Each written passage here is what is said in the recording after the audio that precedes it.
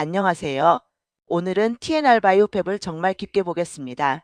이 종목은 그냥 바이오라고 뭉뚱그려서 보면 안 되는 종목입니다. 왜냐하면 TNR 바이오팹은 단순한 신약 개발사가 아니라 3D 바이오 프린팅과 재생의료, 바이오 서지컬 솔루션, 그리고 최근에는 화장품, 자회사 실적까지 섞여 있는 구조라서 겉으로 보이는 주가 움직임보다 안쪽 사업 구조를 뜯어봐야 판단이 되는 회사이기 때문입니다. 실제로 회사는 2025년 3분기 기준 사업 부문을 재생의학 바이오서지컬 솔루션 화장품으로 구분하고 있고, 사업보고서와 IR 자료에서는 두개골 재건용 임플란트, 창상 피복제, ADM 조직 보충제, 복합지혈제, 오가노이드와 iPSC 기반 세포 플랫폼까지 폭넓게 제시하고 있습니다. 제가 오늘 이 종목을 보는 핵심은 딱 세 가지입니다. 첫째, 이 회사가 진짜 가진 기술과 상업화 가능성이 무엇인지.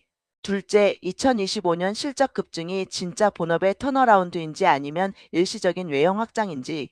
셋째, 전환사채와 유상증자로 흔들렸던 재무 리스크가 정말 정리됐는지 아니면 아직도 주가 위에 무겁게 눌러앉아 있는지입니다.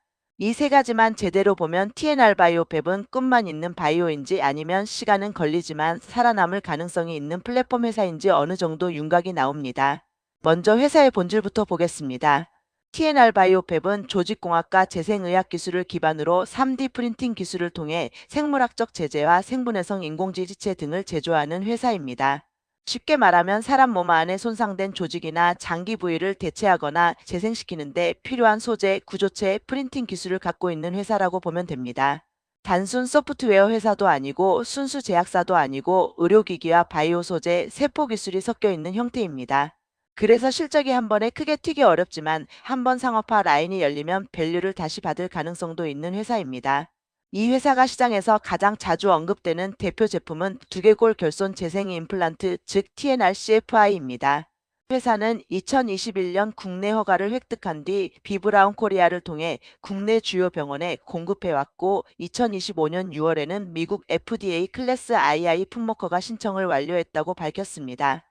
이 제품은 3D 프린팅 기술을 활용해 제작된 골조직 재생용 인공지지체이고, 폴리카프로락톤과 베타마이너스 제사민 상칼슘 기반의 3차원 다공성 구조를 가진다고 설명됐습니다.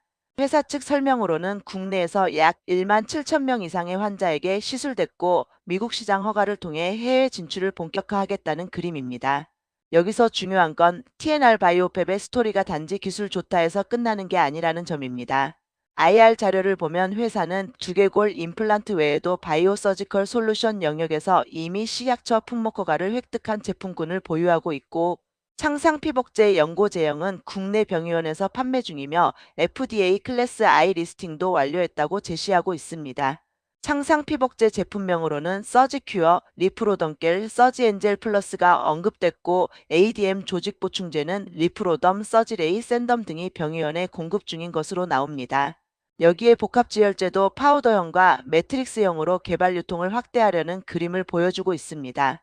즉, TNR 바이오팹은 연구만 하는 회사가 아니라 허가받은 제품과 개발 파이프라인을 동시에 가져가는 회사라는 점에서 봐야 합니다. 이 회사의 또 다른 포인트는 ECM 기반 소재 기술입니다. 2025년 11월 산업통상자원부의 2025 산업기술 R&D 기대성과 10선에 선정됐는데, 그 배경으로 탈세포와 세포의 기질, 즉 ECM을 활용한 혈관용 바이오잉크 소재와 인공혈관 프린팅 기술력이 언급됐습니다.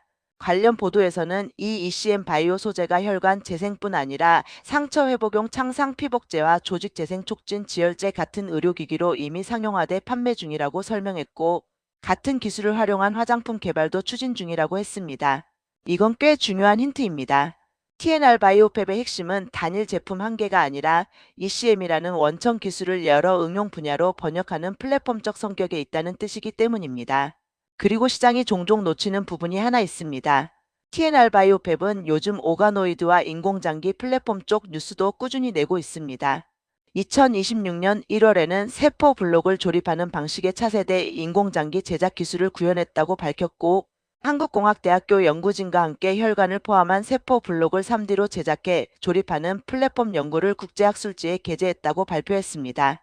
기사 내용상 회사는 기존 인공장기 기술의 구조적, 기능적 한계를 개선하는 접근이라고 설명했고, 혈관망 구현 문제를 해결하는 데 의미를 두고 있습니다. 아직 이건 당장 실적으로 찍히는 사업은 아니지만 TNR바이오팹을 단순 의료기기 회사가 아니라 장기적으로 재생의료 플랫폼 기업으로 볼 수 있게 만드는 이유입니다. 또 IR 자료를 보면 iPSC, 즉 역분화 줄기세포 기반 세포 플랫폼도 꽤 공들여 설명하고 있습니다. 임상용 역분화 줄기세포주 확립, 심근세포 생산기술, 심독성 평가 모델, 인공 피부화관 모델, 신부전 세포치료제 개발까지 제시되어 있고 2021년 8월부터 2025년 12월까지 범부처 재생의료 연구개발 사업을 통한 연구개발비 21.3억 원 확보 내용도 나옵니다. 이건 결국 TNR바이오팹이 매출을 내는 현재 제품군과 미래 프리미엄을 받을 수 있는 연구 파이프라인을 동시에 들고 가고 있다는 뜻입니다. 다만 여기서 냉정하게 봐야 할 건 투자자 입장에서 지금 돈이 되는 건 상상 피복제, ADM, 지혈제, 화장품 쪽이고 오가노이드나 iPSC는 아직 미래의 가치에 더 가깝다는 점입니다. 이제 실적을 보겠습니다. 2025년 연결 기준 매출액은 269억 6,725만 원으로 전년 대비 453% 넘게 급증했습니다. 영업손실은 89억 5천만 원 수준으로 적자이지만 전년 132억 9,889만 원 손실에서 적자폭이 줄었습니다. 반면 당기순손실은 348억 원대로 크게 확대됐습니다. 회사는 화장품 사업 부문 매출 증가로 영업손실이 감소했지만 현금 유출이 없는 복합금융상품 평가 손실이 커지면서 법인세 비용차 감정 계속 사업 손실과 당기순 손실이 확대됐다고 설명했습니다. 즉 숫자만 보면 매출은 폭증했고 영업적자는 줄었는데 순이익은 금융평가 손실 때문에 오히려 악화된 구조입니다. 이건 얼핏 좋아 보이기도 하고 또 한편으로는 매우 복잡한 회계 구조를 반영하는 신호이기도 합니다. 여기서 가장 중요한 해석 포인트가 있습니다. 2025년 매출 급증의 핵심 배경은 본업인 재생의료 제품의 폭발이라기보다 올해부터 완전 자회사로 편입된 블리스펙 효과가 크다는 보도가 나왔습니다. 블리스펙은 동결건조 볼 화장품 OEM, ODM 전문 업체로 과거 연간 200억 원대 매출을 기록한 적이 있는 회사라고 소개됐습니다. 머니투데이는 TNR바이오팹의 매출 증가 배경을 블리스펙 편입 효과로 짚었고 블리스펙이 월 300만 개 볼 생산이 가능한 국내 최대 규모 시설을 보유했다고 전했습니다. 이 말은 다시 말해 2025년 외형 성장은 분명 사실이지만 시장이 기대했던 재생의료 본업의 대폭 발간은 조금 결이 다를 수 있다는 뜻입니다. 그렇다고 이걸 나쁘게만 봐야 하냐? 그건 또 아닙니다. 바이오 기업이 가장 위험해지는 순간은 기술은 있는데 현금 창출이 안 되는 구간입니다. 그런데 TNR바이오팹은 화장품 자회사 편입을 통해 외형을 키우고 현금 흐름을 보완하면서 본업 연구개발과 허가 추진의 시간을 버는 구조를 만들고 있습니다. 키움증권 추정으로는 2026년 매출액 460억 원, 영업이익 흑자 전환 가능성도 제시됐고 머니투데이는 이 수치가 두개골 임플란트 해외 기대 성과를 아직 보수적으로 반영한 수준이라고 전했습니다. 물론 증권사 추정치는 어디까지나 전망일 뿐 확정 실적은 아니지만 시장이 이 회사를 곧바로 흑자나는 바이오가 아니라 외형 성장으로 손익분기점 접근 중인 회사로 보기 시작했다는 점은 체크할 필요가 있습니다. 다만 재무는 여전히 무겁습니다. 2026년 3월 제출된 감사보고서 기준 연결 자산 총계는 약 927억 원, 부채 총계는 약 696억 원, 자본 총계는 약 231억 원입니다. 그리고 사업보고서 승인폐쇄는 미처리 결손금이 약 1,730억 원으로 제시돼 있습니다. 즉 누적 적자 부담이 매우 큰 회사입니다. 외형이 커졌다고 해서 곧바로 재무체력이 튼튼하다고 볼 수는 없고 아직은 손익구조 정상화가 진행 중인 회사로 보는 게 맞습니다. 이 숫자는 향후 추가적인 자금 조달 이슈가 주가를 흔들 여지가 남아있다는 의미이기도 합니다. 그리고 TNR바이오팹을 볼 때 절대 빼놓으면 안 되는 게 CB, 즉 전환사채 문제입니다. 이 회사는 지난해부터 2회차 CB 풋옵션 행사 대응으로 큰 현금 유출을 겪었습니다. 보도에 따르면 2025년 8월 66억 원, 10월 99억 원, 11월 25억 원 등 총 190억 원에 대한 풋옵션이 행사됐고 실제 지출 취득 금액은 204억 원에 달했습니다. 이게 왜 무섭냐면 기술기업이 본업 투자해야 할 돈을 사채 상환에 써버리면 미래 성장 스토리가 주가에서 크게 훼손되기 때문입니다. 시장이 한동안 TNR바이오팹을 냉정하게 본 이유가 바로 이 부분입니다.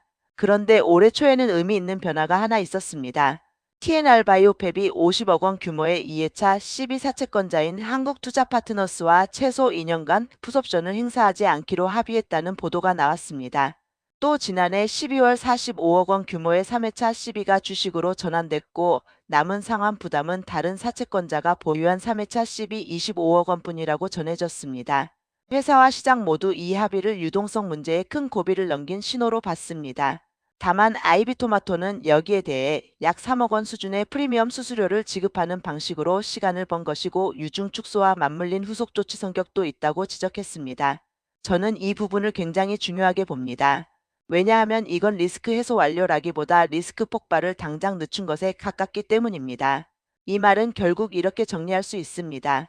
TNR 바이오팹의 CB 리스크는 예전보다 확실히 약해졌습니다.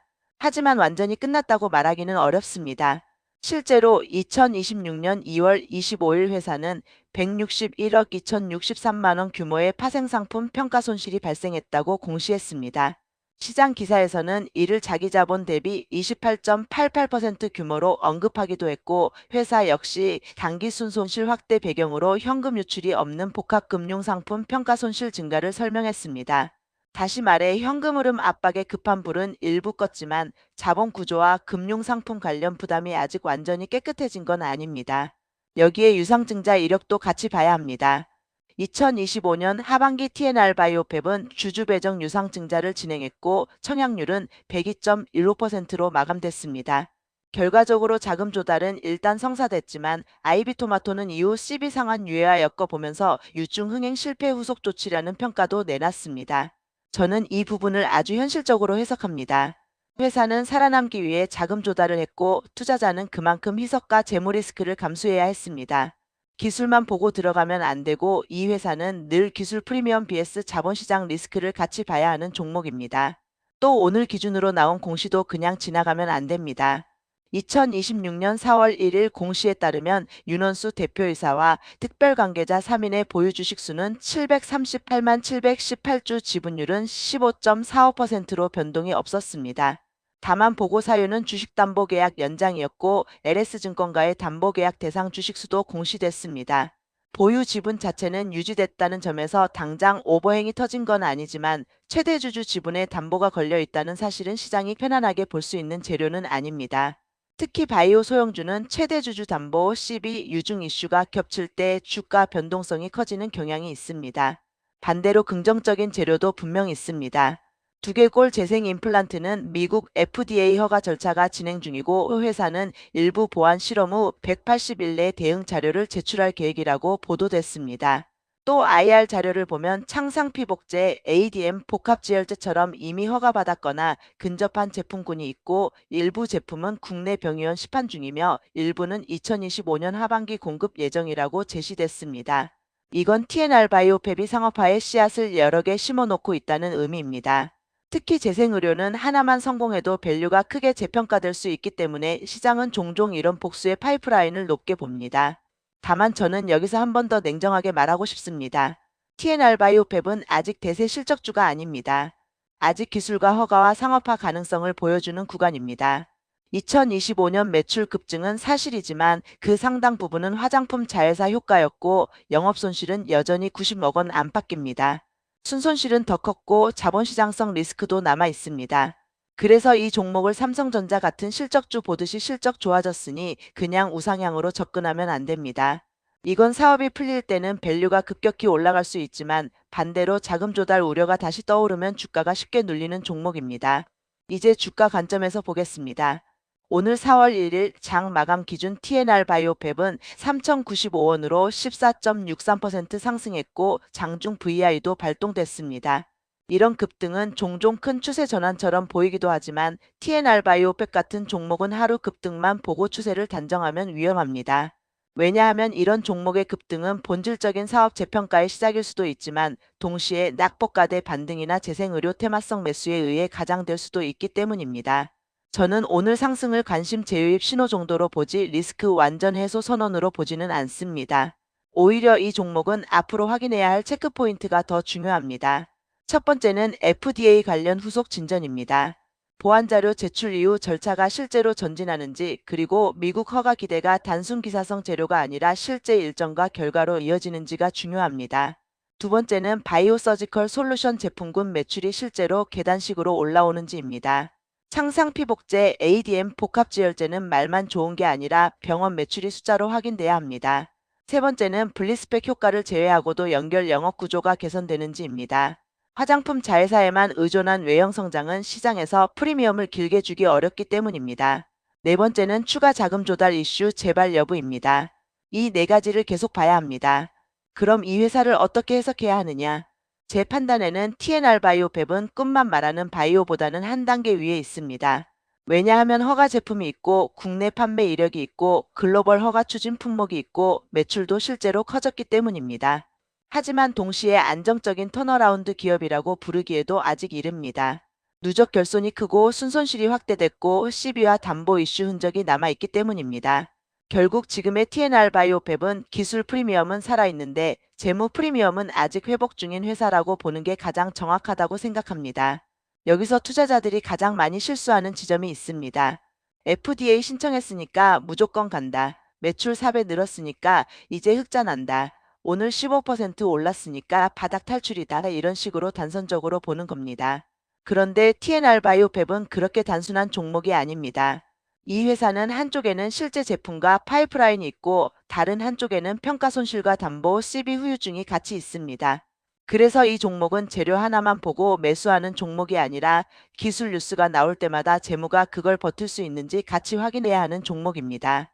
만약 제가 이 종목을 유튜브 시청자 입장에서 설명한다면 이렇게 말하겠습니다. TNR 바이오팹은 한 방짜리 테마주로만 보기엔 아깝고 그렇다고 안심하고 장기 보유할 만큼 편한 종목도 아닙니다. 상업화된 제품군과 미래 파이프라인이 공존한다는 점은 장점이고 2025년 외형 성장과 영업손실 축소는 분명 변화입니다. 하지만 그 숫자의 상당 부분이 화장품 자회사 효과라는 점, 순손실이 더 커졌다는 점, 최대주주 담보와 금융상품 관련 리스크가 남아있다는 점은 반드시 같이 기억해야 합니다. 결국 이 회사는 좋은 기술이 자본시장의 시간을 벌어낼 수 있느냐를 시험받는 종목입니다. 그래서 대응 전략도 극단적으로 나뉩니다. 보수적인 투자자라면 FDA 후속 진전, 제품 매출 증가, 분기 손익 개선이 실제 숫자로 나오는 것을 확인하고 접근하는 게 맞습니다. 반대로 공격적인 투자자라면 지금 구간을 실적 턴어라운드 기대와 허가 모멘텀의 초기 재평가 구간으로 볼 수는 있습니다. 다만 그 경우에도 이 종목은 변동성이 크기 때문에 비중 조절이 가장 중요합니다. 특히 재무 리스크가 완전히 사라진 건 아니기 때문에 한 종목 몰망식 접근은 절대 좋은 구조가 아닙니다. 이건 팩트와 해석을 종합한 제 판단입니다. 정리하겠습니다. TNR 바이오팹은 재생의료, 3D 바이오 프린팅, ECM 기반 바이오 소재, 두개골 재생 임플란트, 창상피복제, ADM 복합지혈제, 오가노이드와 iPSC 플랫폼까지 다양한 축을 가진 회사입니다.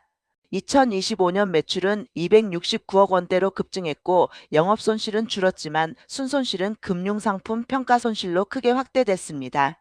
12 문제는 일부 완화됐지만 완전 종료라고 보기 어렵고 최대주주 담보계약 연장도 오늘 공시로 확인됐습니다.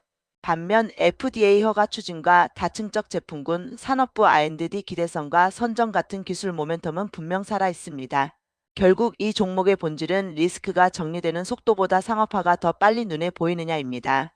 그 싸움에서 상업화가 앞서면 주가는 재평가될 수 있고 반대로 자금 조달 우려가 다시 커지면 주가는 또 눌릴 수 있습니다. 마지막 한 줄로 끝내겠습니다. TNR 바이오팹은 죽은 기술주가 아니라 아직 증명 중인 재생의료 플랫폼 기업입니다. 다만 그 증명의 무대가 연구실이 아니라 이제는 실적, 허가, 재무 세 군데에서 동시에 진행되고 있다는 점을 꼭 기억하셔야 합니다. 이 영상은 투자 권유가 아니며 모든 투자의 판단과 책임은 본인에게 있습니다.